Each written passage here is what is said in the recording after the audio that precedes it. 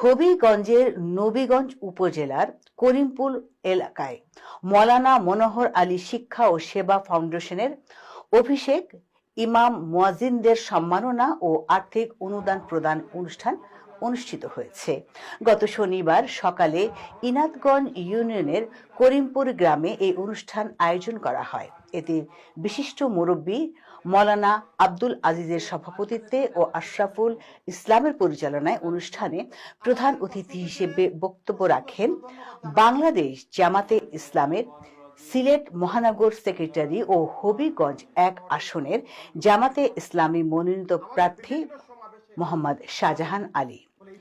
অনুষ্ঠানে বিশেষ অতিথি হিসেবে বক্তব্য রাখেন অ্যাডভোকেট ইয়াসিন খান, নবীগঞ্জ উপজেলা পরিষদের সাবেক চেয়ারম্যান মুজিবুর রহমান চৌধুরী শেফু, সাবেক ভাইস চেয়ারম্যান ও উপজেলা জামায়াতের আমির মওলানা আশরাফ আলী, অধ্যক্ষ আলী আক্কাস মোল্লা, অধ্যক্ষ আফজাল হোসেন তালুকদার এবং হবিগঞ্জ জেলা ছাত্র শিবিরের সভাপতি হোসাইন আহমেদ।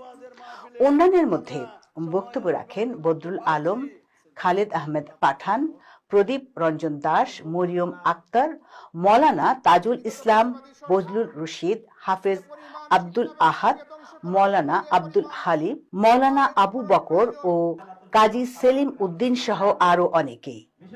অনুষ্ঠানে ইনাতগঞ্জ ইউনিয়নের বিভিন্ন গ্রামের মসজিদের শতাধিক ইমাম ও মুয়াজ্জিনকে আর্থিক অনুদান প্রদান করা হয়। পাশাপাশি উপজেলার বিভিন্ন শিক্ষা প্রতিষ্ঠানের প্রধান ও সহকারী প্রধানদের সম্মাননা স্মারক প্রদান করা হয়। অনুষ্ঠানের শুরুতে ফাউন্ডেশনের লক্ষ্য ও উদ্দেশ্য উপস্থাপনা করেন মোহাম্মদ নোমান আহমেদ।